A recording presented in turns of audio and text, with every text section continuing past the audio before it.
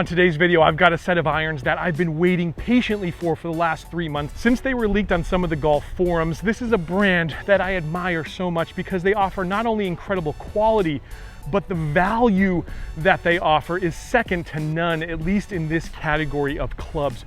They've created an iron that should be a step up from my favorite iron of last year.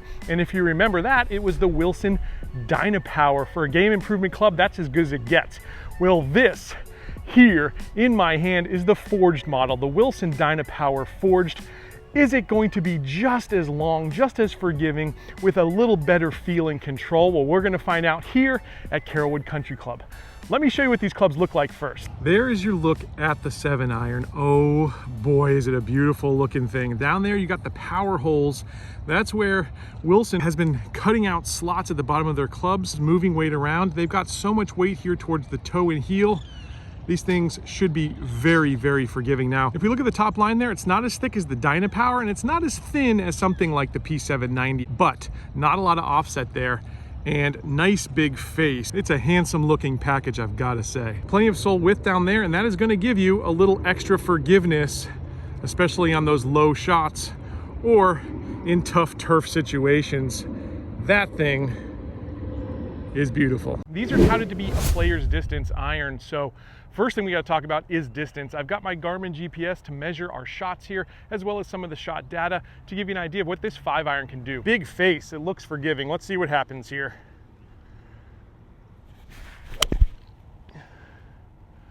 Boy, that is high in the air. Heading down the right side of the fairway. The estimated carry on my Garmin G80 is 188. Club head speed was 89, ball speed was 127, smash was 1.43. I'm gonna hit this next one off the deck. I would say I actually hit that one a little low on the club face, but talk about a forgiving result. Again, way up in the air. Estimated carry on that one was 175. My club head speed was 87, ball speed 121. The smash, as you can see, was down a little bit, 1.39. Like I said, didn't quite catch that one flush. Let's hit one more. See if I can really get a hold of it. Like that. That's heading down the left side of the fairway. A little bigger draw on it. Club head speed was 86, ball speed 126. The smash is 1.47, the estimated carry 185. Let's go find out where they finished. One thing Wilson continues to do right, and this has been a theme for the last few years with their clubs, is the sound and feel of these clubs is absolutely superb. The Wilson Dynapowers themselves were great feeling irons, but in this forged package, it takes it up a whole nother level in terms of feel. Sound is just so good though with Wilson. It's got that classic crunchiness to it that I just absolutely love. All right, we're heading up into the fairway. We got two balls that are right next to each other, those first two we hit, and we've got one over here as well. So all in all, very consistent results, but let me show you where we're at. Just so you know, with my 5-iron, 185 is pretty much what I'm looking to do in terms of distance. Let's see what we've got here though. Whoa, this is considerably better. Considerably better. This is actually our second shot. This is the one I hit off the deck and I hit it a little thin. So that just tells you about the forgiveness of these clubs. That's incredible. This was actually my first one that was off the tee. It was just slightly right of that one, and you can see 210, but talk about consistency. Those two balls are within a couple of feet of each other. Now, over here is the third one. I'm literally walking parallel. Thought I caught this one pretty well also, and as you can see, that's incredible distance as well, 205. So if we talk about a player's distance club, this one literally blows away a P790, a Titleist T150, even a Mizuno 225. This is on a whole nother level in terms of distance. Now I will say, the flip side is those clubs do look a little bit more players-like at address. But of course that's really a subjective thing because a lot of people want to look at something that looks more forgiving, has a bigger face, maybe has a bigger top line. So the question then becomes, would I be willing to sacrifice 20 yards of distance for the looks of a club? I don't think I would, honestly. So distance is incredible, about 15 yards longer than my stock irons, I gotta say, but will that come at the expense of stopping power? That's what I'm gonna test here with the gap wedge. We've got 120 yards. Let's see what these things do once they hit the green.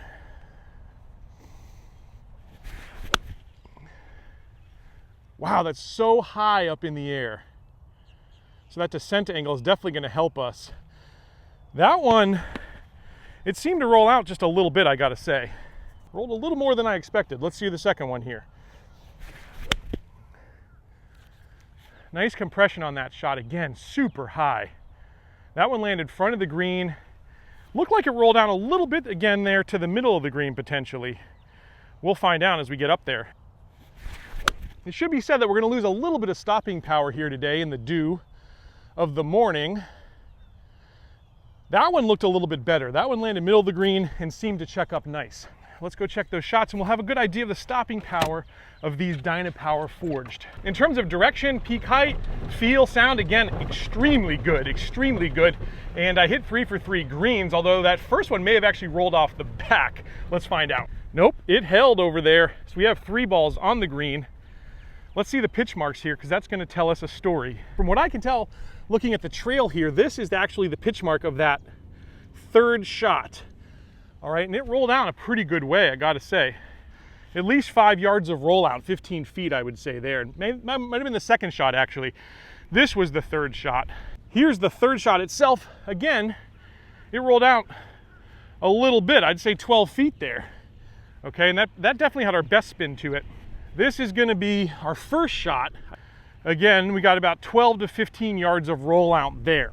Dewy morning for sure. We did have a little wind with us, but I would say that's more rollout than I would like to see from a player's iron. So with these clubs, you may be sacrificing a little bit of stopping power. Even though that angle of descent is really steep, you're sacrificing a little bit of stopping power in the name of distance. Now, to be fair, in this category of clubs, things like the Mizuno 245s I tested, that was also a little sticking point for me, is the stopping power is just not quite where a player's iron would be.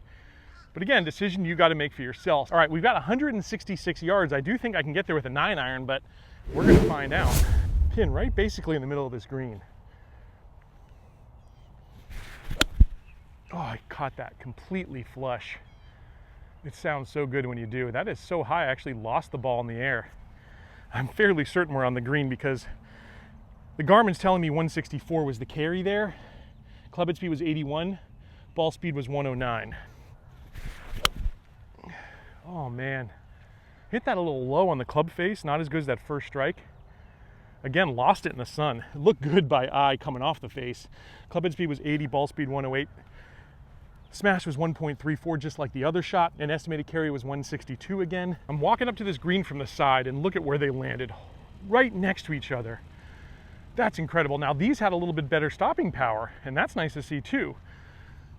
Look at this. This one only rolled out 2 feet. Much, much better there with a 9-iron. This one rolled out, I would say 3.5 feet. And look at the birdie putts I would have had. 8 feet for birdie. I just can't get over the fact that those were 2 completely different strikes. One really low on the club face, one dead in the middle, I would say. And they were within 2 feet, 3 feet of each other. The power hole technology, there is absolutely something to it. Very forgiving, these Wilson clubs. Just like the Dynapowers, just like the D9 Forged and the D9s before them. So good on low mishits and mishits towards the toe. You can see here where they've moved the weight, and that's exactly what they focused on. For someone like me, that's exactly where my mishits are. Toe and low. If you watch this show, you know toe and low is where I hit it a lot.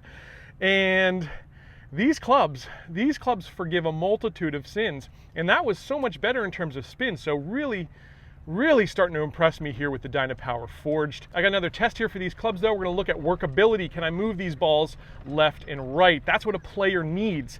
When you've got a really forgiving iron, it's very hard to move that ball, control that trajectory, and really shape your shot.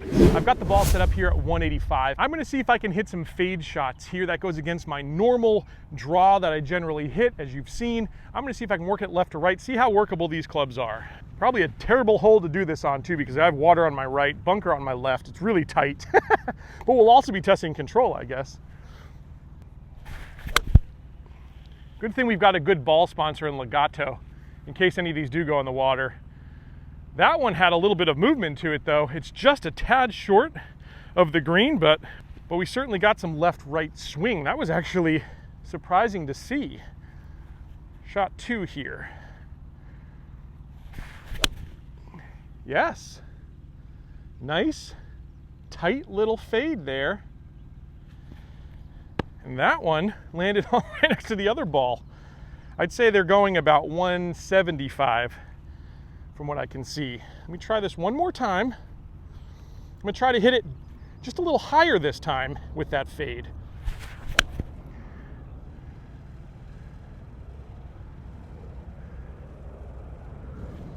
That one finished in the bunker. So in terms of workability, pretty good, pretty good. It's not gonna blow you away.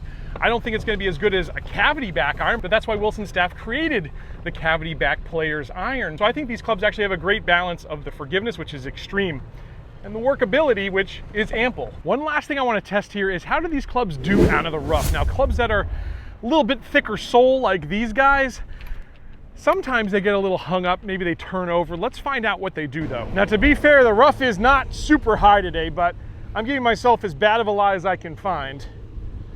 We got 7 iron in hand, 165, wind dead in our face.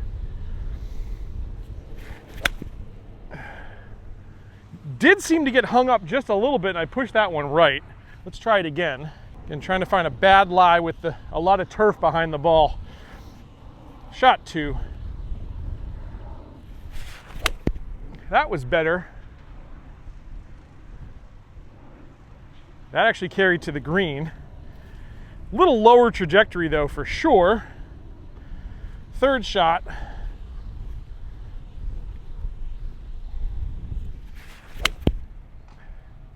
Not bad. Probably gonna hit the right side of the green, maybe the right fringe. So yeah, maybe a little bit of a chink in the armor in these clubs. Again, just that thicker sole is not going to move through the rough quite as good as some other clubs. But again, decision you got to make. Can you sacrifice that for the distance to feel the forgiveness that you're getting out of these clubs? All right, par 5 here, and we're going to play this irons only. So I'm going to hit 5 iron off the tee because it's the lowest iron I have. I don't know if I mentioned it, but I have a half set here today, 5.79 gap wedge. That's what Wilson's staff provided, so that's what we're using to test. And we've got about a 520-yard par 5. Can I make par or better irons only? Let's find out. All right, 5 iron in hand here. Oh, that's a very good one. Clubhead speed 87, ball speed 128, smash 1.46, estimated carry 189. Let's see where it finished. I just can't get over how easy it is to hit this 5 iron and how high it goes. That is generally the 4, 5, 6 iron is going to be hard irons for a lot of people to hit, but making it look really easy right now. Let's see where this one finished. And look at that distance again, 198. Excellent, excellent, excellent. All right, we're going to go 5 iron again here because we're still about, what, 320 out, something like that. So we got to hit another good one. Now it gets pretty narrow up there where this is going to land, so I need to keep it a little right if possible. Will give us a good angle at this pin as well over there. So right side of the fairway is my target. And that's exactly what I've done. Again, that contact, not the best. Probably hit it right here. But if you looked at that ball flight, you never would have known the difference between that and a center hit. All right, let's find out where that one finished.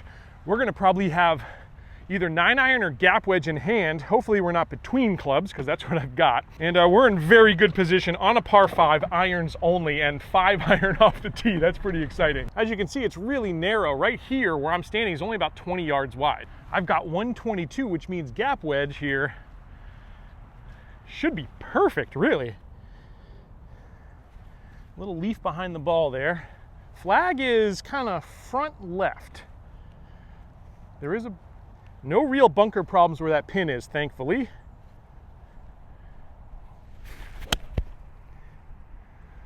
I tugged it just a little bit. And we're going to be off the green. But this gives us a chance to use a bonus club in my bag. And I'm so glad that my local Wilson rep, John, let me borrow it because I need it all of a sudden. It is the staff model forged 60-degree wedge that just came out. He gave me one wedge to test, and that's going to be the perfect club for this shot. Shouldn't have missed that green though, if I'm being honest, especially with a gap wedge, but As you can see, I'm pin high, and it was an aggressive line. I'm only off by 25 feet probably to that pin, but it was just a mental error. Let's see how this 60-degree wedge does, and maybe more importantly, how it feels and spins. I landed just a little further than I wanted. Stop. Should move just a little right to left. It's a downhill putt. Got to get the speed right too.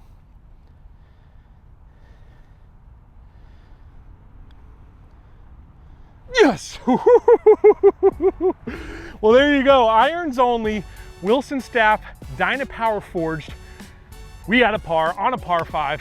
That is pretty darn incredible with the clubs we used. Now, before I leave you, I like to rank clubs on 5 categories. Distance, in terms of distance, that's an easy 5 out of 5. In terms of forgiveness, absolutely 5 out of 5. I'd give 6 out of 5 for both of those categories if possible, but that's the top end, and that's what these clubs get. In terms of workability, these are gonna be a 4 out of 5. I was surprised, honestly, how workable these clubs are. You saw a few shots here out on the course, but I've also tested these at the driving range and some other holes that I played here today, and yes, they are workable, so 4 out of 5, incredible. In terms of aesthetics, looks, feel, sound, 5 out of 5. These clubs feel as good as any club in this category, if not better. In terms of value, absolutely 100% 5 out of 5. These clubs are 2/3 of the price of their competitors in most cases. You can get a set of these for $999.